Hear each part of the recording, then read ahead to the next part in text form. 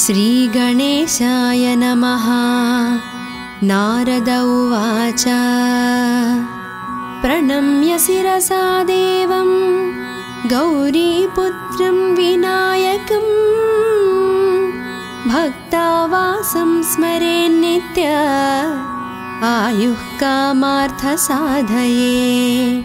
प्रथमं वक्रतुण्डं च एकदन्तं द्वितीयकं तृतीयं कृष्णपिङ्गाक्षं गजवक्त्रं चतुर्धकं लम्बोदरं पञ्चमं च षष्ठं विकटमेव च सप्तमं विघ्नराजेन्द्रं च धूम्रवर्णं तथाष्टमं नवमं भालचन्द्रं च दशमं तु विनायकम् एकदंसं गणपतिं द्वादशं तु गजाननं द्वादशैतानि नामानि त्रिसन्ध्यं यः पठेन्नरः न च विघ्नभयं तस्य सर्वसिद्धिकरं प्रभो। विद्यार्थी लभते विद्यां धानार्थी लभते धनं पुत्रार्थी लभते पुत्रार्मोक्षार्थी लभते गतिं। जपेत् गणपतिस्तोत्रं षड्भिर्मासैः फलं लभेत् संवत्सरेण सिद्धिं च लभते नात्र संशयः। अष्टभ्यो ब्राह्मणेभ्यश्च लिखित्वा यः समर्पयेत् तस्य विद्या भवेत् सर्वा गणेशस्य प्रसादतः। श्रीगणेशाय नमः। नारद उवाच प्रणम्य शिरसा देवं गौरीपुत्रं विनायकं भक्तावासं स्मरेन्नित्य आयुः कामार्थसाधये। प्रथमं वक्रतुण्डं च एकदन्तं द्वितीयकं तृतीयं कृष्णपिङ्गाक्षं गजवक्त्रं चतुर्धकं लम्बोदरं पञ्चमं च षष्ठं विकटमेव च सप्तमं विघ्नराजेन्द्रं च धूम्रवर्णं तथाष्टमं नवमं भालचन्द्रं च दशमं तु विनायकम् एकदंसं गणपतिं द्वादशं तु गजाननं द्वादशैतानि नामानि त्रिसन्ध्यं यः पठेन्नरः न च विघ्नभयं तस्य सर्वसिद्धिकरं प्रभो। विद्यार्थी लभते विद्यां धानार्थी लभते धनं पुत्रार्थी लभते पुत्रार्मोक्षार्थी लभते गतिं। जपेत् गणपतिस्तोत्रं षड्भिर्मासैः फलं लभेत् संवत्सरेण सिद्धिं च लभते नात्र संशयः।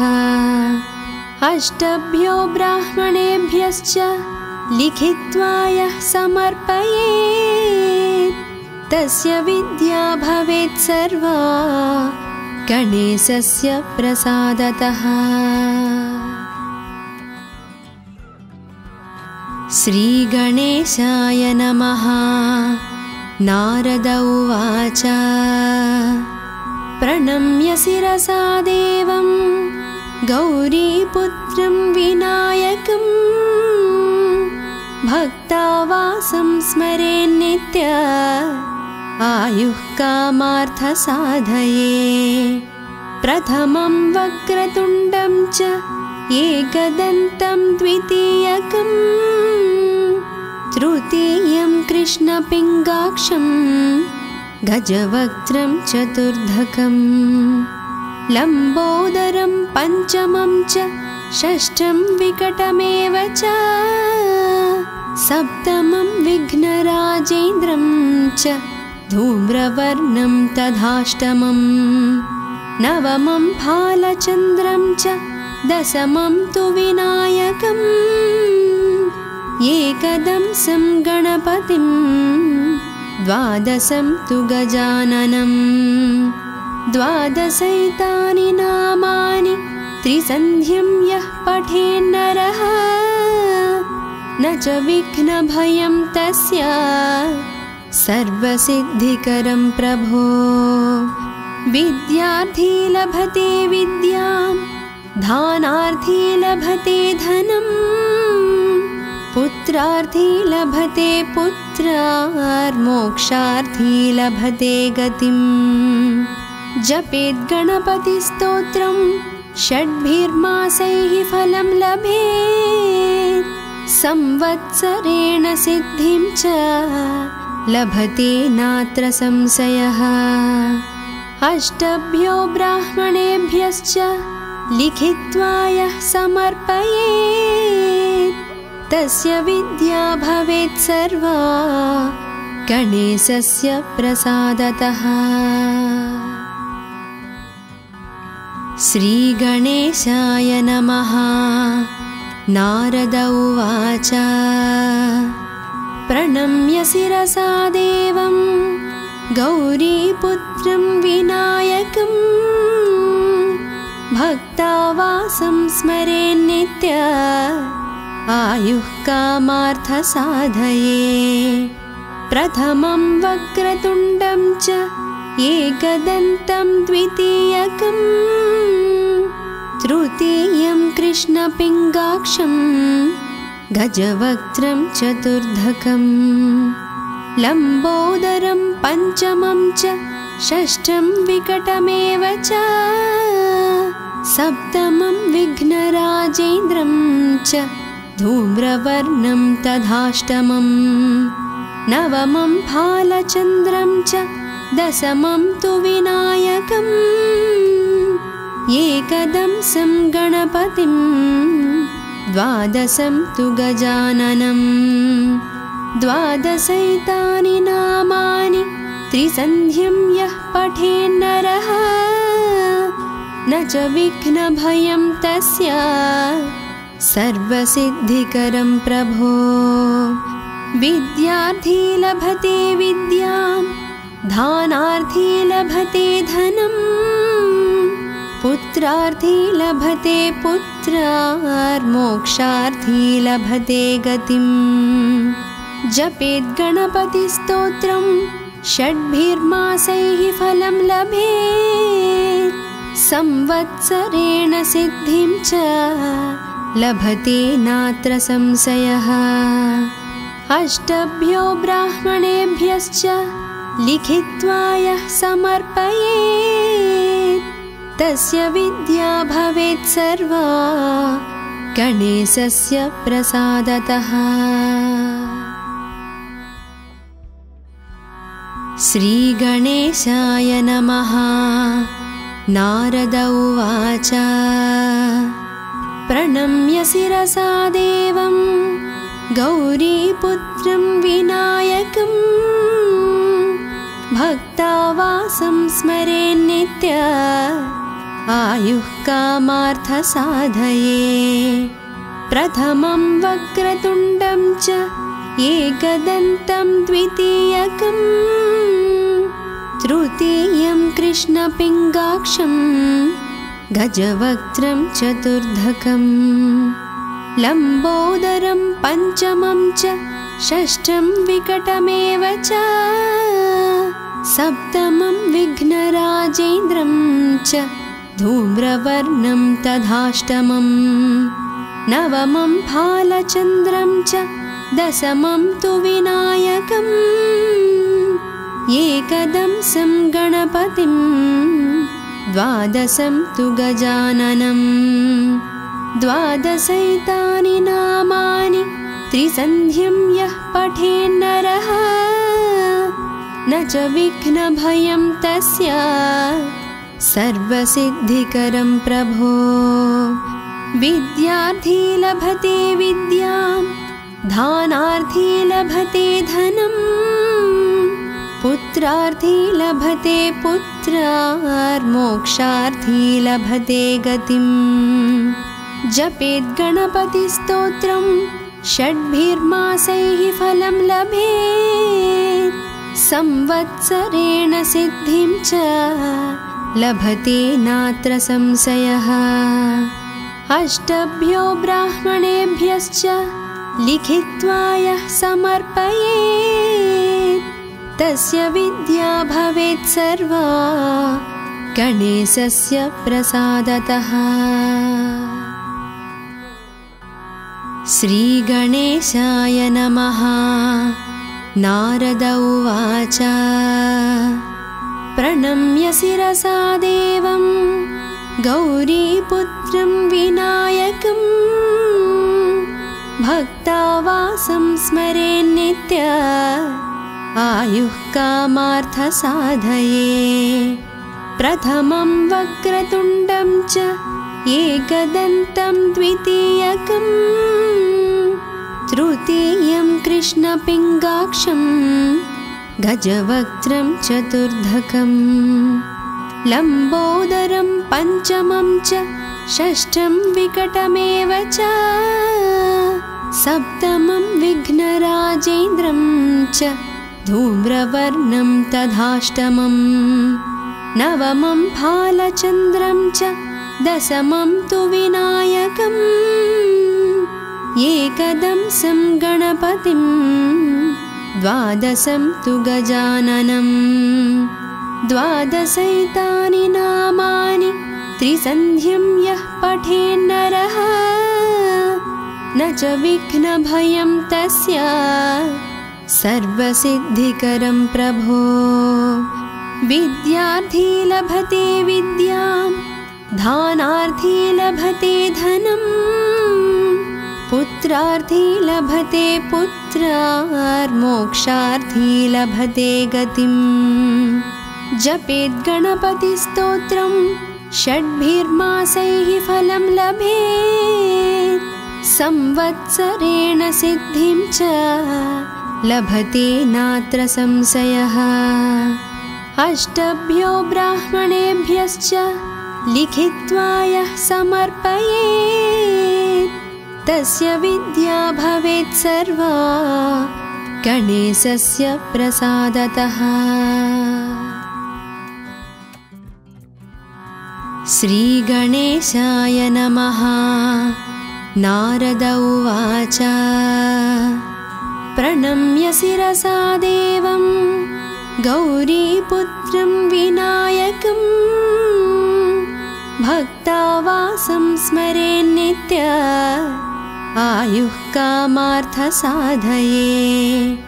प्रथमं वक्रतुण्डं च एकदन्तं द्वितीयकं, तृतीयं कृष्णपिङ्गाक्षं गजवक्त्रं चतुर्धकं, लम्बोदरं पञ्चमं च षष्ठं विकटमेव च, सप्तमं विघ्नराजेन्द्रं च धूम्रवर्णं तथाष्टमं, नवमं भालचन्द्रं च दशमं तु विनायकम्, एकदंसं गणपतिं द्वादशं तु गजाननं।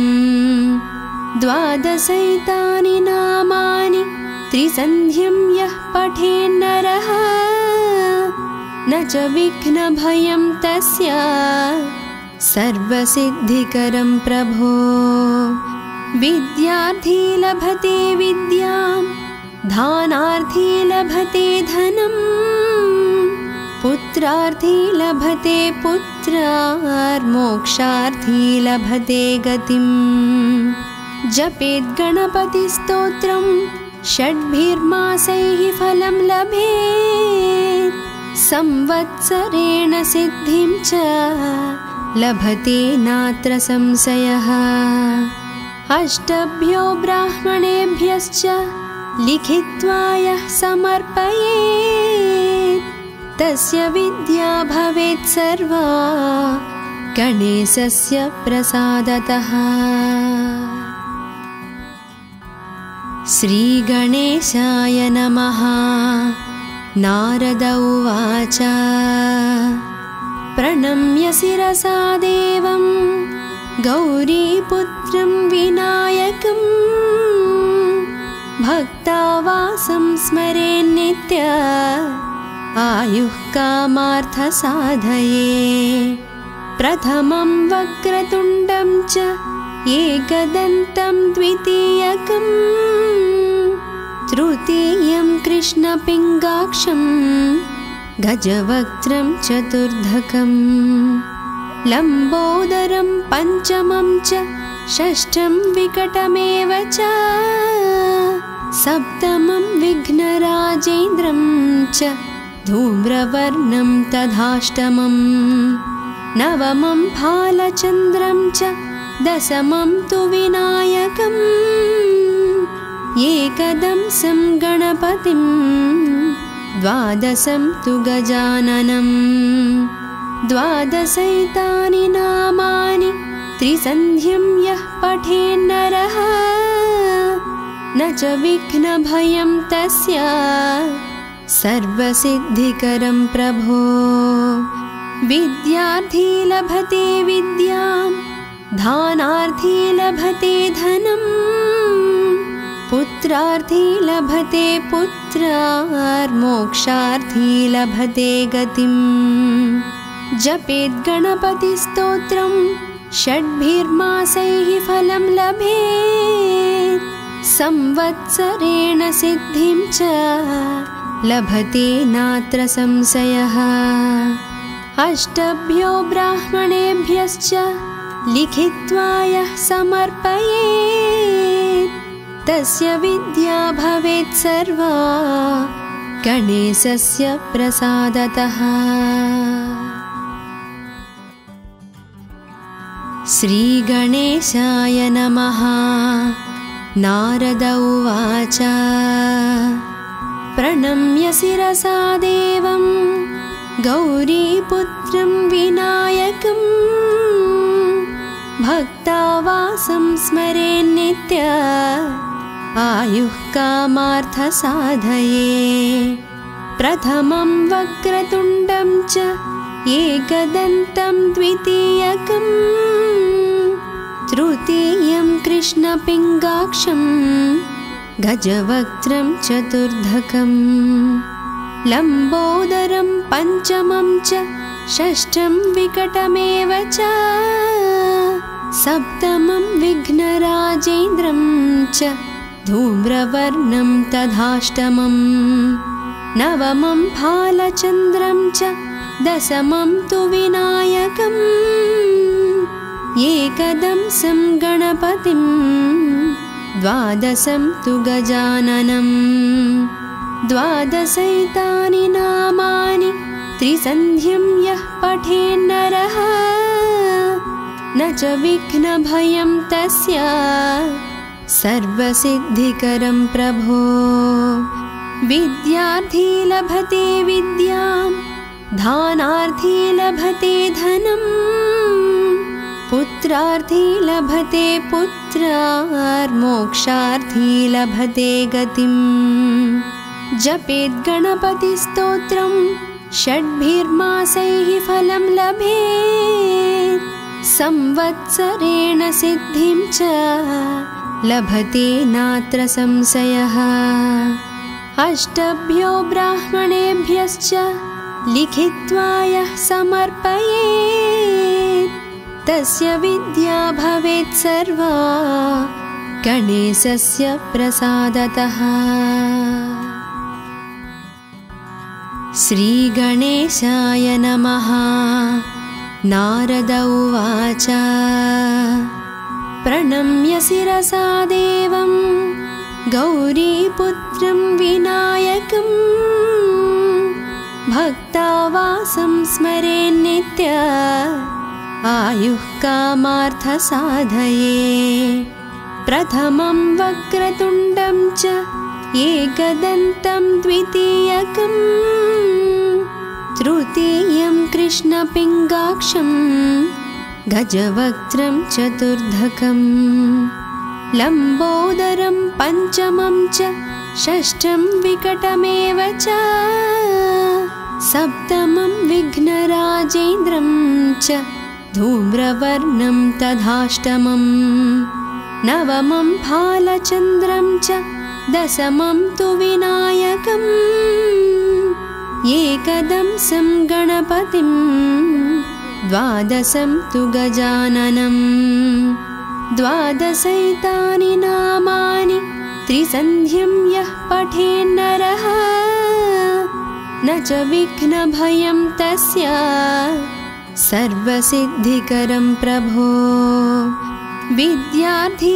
लभते विद्यां धानार्थी लभते धनं पुत्रार्थी लभते पुत्रार्मोक्षार्थी लभते गतिं जपेत् गणपतिस्तोत्रं षड्भिर्मासैः फलं लभेत् संवत्सरेण सिद्धिं च लभते नात्र संशयः अष्टभ्यो ब्राह्मणेभ्यश्च लिखित्वा यः समर्पयेत् तस्य विद्या भवेत् सर्वा गणेशस्य प्रसादतः। श्रीगणेशाय नमः। नारद उवाच प्रणम्य शिरसा देवं गौरीपुत्रं विनायकं भक्तावासं स्मरेन्नित्य आयुः कामार्थसाधये प्रथमं वक्रतुण्डं च एकदन्तं द्वितीयकं तृतीयं कृष्णपिङ्गाक्षं गजवक्त्रं चतुर्धकं लम्बोदरं पञ्चमं च षष्ठं विकटमेव च सप्तमं विघ्नराजेन्द्रं च धूम्रवर्णं तथाष्टमं नवमं भालचन्द्रं च दशमं तु विनायकम् एकदंसं गणपतिं द्वादशं तु गजाननं द्वादशैतानि नामानि त्रिसन्ध्यं यः पठेन्नरः न च विघ्नभयं तस्य सर्वसिद्धिकरं प्रभो विद्यार्थी लभते विद्यां धानार्थी लभते धनं पुत्रार्थी लभते पुत्रार्मोक्षार्थी लभते गतिं जपेत् गणपतिस्तोत्रं षड्भिर्मासैः फलं लभेत् संवत्सरेण सिद्धिं च लभते नात्र संशयः अष्टभ्यो ब्राह्मणेभ्यश्च लिखित्वा यः समर्पयेत् तस्य विद्या भवेत् सर्वा गणेशस्य प्रसादतः। श्रीगणेशाय नमः। नारद उवाच प्रणम्य शिरसा देवं गौरीपुत्रं विनायकं भक्तावासं स्मरेन्नित्य आयुः कामार्थसाधये प्रथमं वक्रतुण्डं च एकदन्तं द्वितीयकं तृतीयं कृष्णपिङ्गाक्षं गजवक्त्रं चतुर्धकं लम्बोदरं पञ्चमं च षष्ठं विकटमेव च सप्तमं विघ्नराजेन्द्रं च धूम्रवर्णं तथाष्टमं नवमं भालचन्द्रं च दशमं तु विनायकम् एकदंसं गणपतिं द्वादशं तु गजाननं द्वादशैतानि नामानि त्रिसन्ध्यं यः पठेन्नरः न च विघ्नभयं तस्य सर्वसिद्धिकरं प्रभो। विद्यार्थी लभते विद्यां दानार्थी लभते धनं पुत्रार्थी लभते पुत्रार्मोक्षार्थी लभते गतिम्। जपेत् गणपतिस्तोत्रं षड्भिर्मासैः फलं लभेत् संवत्सरेण सिद्धिं च लभते नात्र संशयः।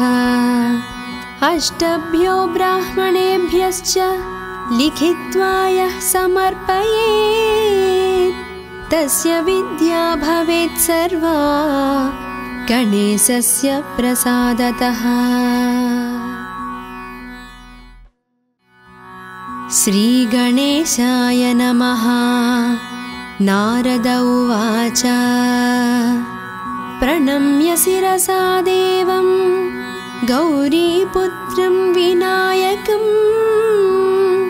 भक्तावासं स्मरेन्नित्य आयुः कामार्थसाधये। प्रथमं वक्रतुण्डं च एकदन्तं द्वितीयकं तृतीयं कृष्णपिङ्गाक्षं गजवक्त्रं चतुर्धकं लम्बोदरं पञ्चमं च षष्ठं विकटमेव च सप्तमं विघ्नराजेन्द्रं च धूम्रवर्णं तथाष्टमं नवमं भालचन्द्रं च दशमं तु विनायकम् एकदंसं गणपतिं द्वादशं तु गजाननं द्वादशैतानि नामानि त्रिसन्ध्यं यः पठेन्नरः न च विघ्नभयं तस्य सर्वसिद्धिकरं प्रभो। विद्यार्थी लभते विद्यां दानार्थी लभते धनं पुत्रार्थी लभते पुत्रार्मोक्षार्थी लभते गतिम्। जपेत् गणपतिस्तोत्रं षड्भिर्मासैः फलं लभेत् संवत्सरेण सिद्धिं च लभते नात्र संशयः। अष्टभ्यो ब्राह्मणेभ्यश्च लिखित्वा यः समर्पयेत् तस्य विद्या भवेत् सर्वा गणेशस्य प्रसादतः। श्रीगणेशाय नमः। नारद उवाच प्रणम्य शिरसा देवं गौरीपुत्रं विनायकं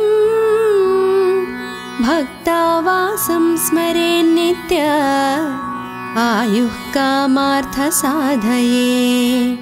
प्रथमं वक्रतुण्डं च एकदन्तं द्वितीयकं तृतीयं कृष्णपिङ्गाक्षं गजवक्त्रं चतुर्धकं लम्बोदरं पञ्चमं च षष्ठं विकटमेव च सप्तमं विघ्नराजेन्द्रं च धूम्रवर्णं तथाष्टमं नवमं भालचन्द्रं च दशमं तु विनायकम् एकदंसं गणपतिं द्वादशं तु गजाननं द्वादशैतानि नामानि त्रिसन्ध्यं यः पठेन्नरः न च विघ्नभयं तस्य सर्वसिद्धिकरं प्रभो। विद्यार्थी लभते विद्यां दानार्थी लभते धनं पुत्रार्थी लभते पुत्रार्मोक्षार्थी लभते गतिम्। जपेत् गणपतिस्तोत्रं षड्भिर्मासैः फलं लभेत् संवत्सरेण सिद्धिं च लभते नात्र संशयः।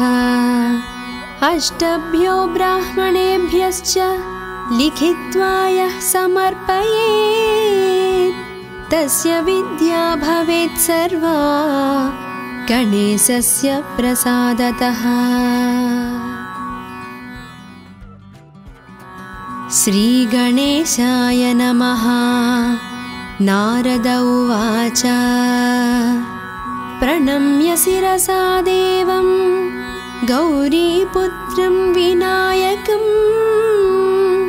भक्तावासं स्मरेन्नित्य आयुः कामार्थसाधये। प्रथमं वक्रतुण्डं च एकदन्तं द्वितीयकं तृतीयं कृष्णपिङ्गाक्षं गजवक्त्रं चतुर्धकं लम्बोदरं पञ्चमं च षष्ठं विकटमेव च सप्तमं विघ्नराजेन्द्रं च धूम्रवर्णं तथाष्टमं नवमं फालचन्द्रं च दशमं तु विनायकम् एकदंसं गणपतिं द्वादशं तु गजाननं द्वादशैतानि नामानि त्रिसन्ध्यं यः पठेन्नरः न च विघ्नभयं तस्य सर्वसिद्धिकरं प्रभो। विद्यार्थी लभते विद्यां दानार्थी लभते धनं पुत्रार्थी लभते पुत्रार्मोक्षार्थी लभते गतिं। जपेत् गणपतिस्तोत्रं षड्भिर्मासैः फलं लभेत् संवत्सरेण सिद्धिं च लभते नात्र संशयः। अष्टभ्यो ब्राह्मणेभ्यश्च लिखित्वा यः समर्पयेत् तस्य विद्या भवेत् सर्वा गणेशस्य प्रसादतः। श्रीगणेशाय नमः। नारद उवाच प्रणम्य शिरसा देवं गौरीपुत्रं विनायकं भक्तावासं स्मरेन्नित्य आयुः कामार्थसाधये।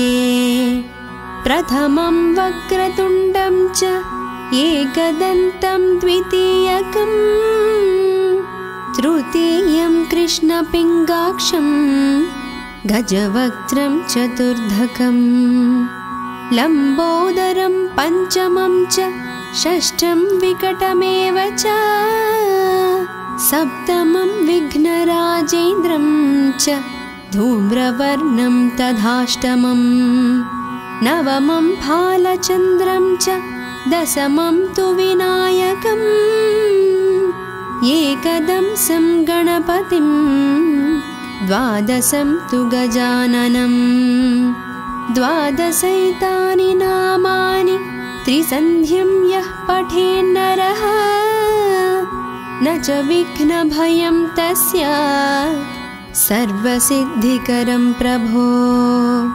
विद्यार्थी लभते विद्यां दानार्थी लभते धनं पुत्रार्थी लभते पुत्रार्मोक्षार्थी लभते गतिं। जपेत् गणपतिस्तोत्रं षड्भिर्मासैः फलं लभेत् संवत्सरेण सिद्धिं च लभते नात्र संशयः। अष्टभ्यो ब्राह्मणेभ्यश्च लिखित्वा यः समर्पयेत् तस्य विद्या भवेत् सर्वा गणेशस्य प्रसादतः। श्रीगणेशाय नमः। नारद उवाच प्रणम्य शिरसा देवं गौरीपुत्रं विनायकं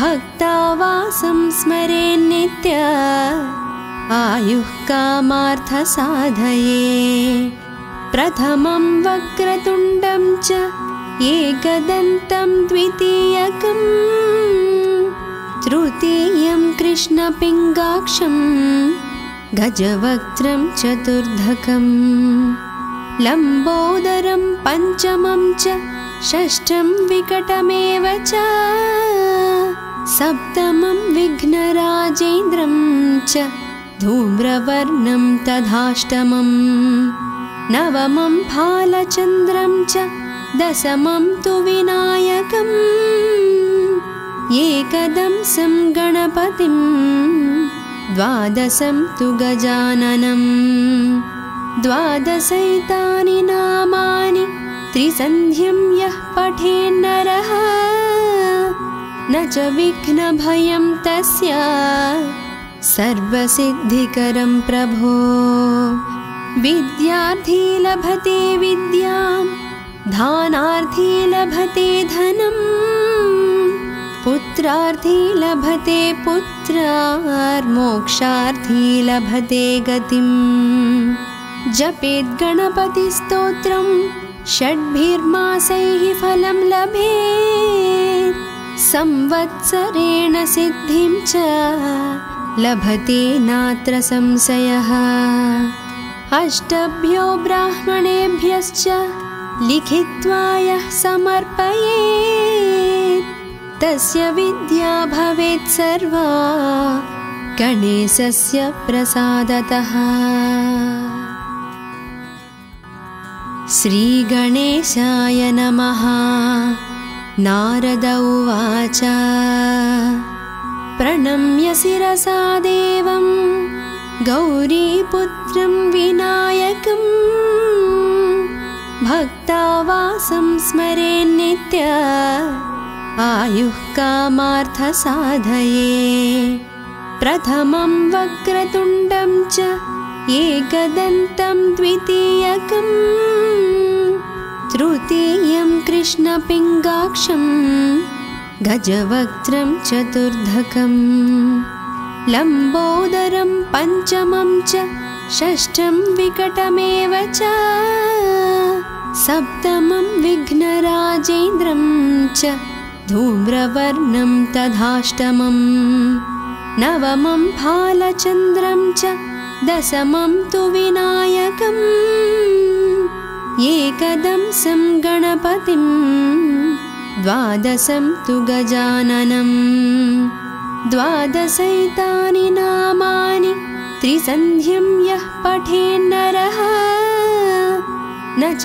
विघ्नभयं तस्य सर्वसिद्धिकरं प्रभो विद्यार्थी लभते विद्यां धानार्थी लभते धनं पुत्रार्थी लभते पुत्रार्मोक्षार्थी लभते गतिं जपेत् गणपतिस्तोत्रं षड्भिर्मासैः फलं लभेत् संवत्सरेण सिद्धिं च लभते नात्र संशयः अष्टभ्यो ब्राह्मणेभ्यश्च लिखित्वा यः समर्पयेत् तस्य विद्या भवेत् सर्वा गणेशस्य प्रसादतः।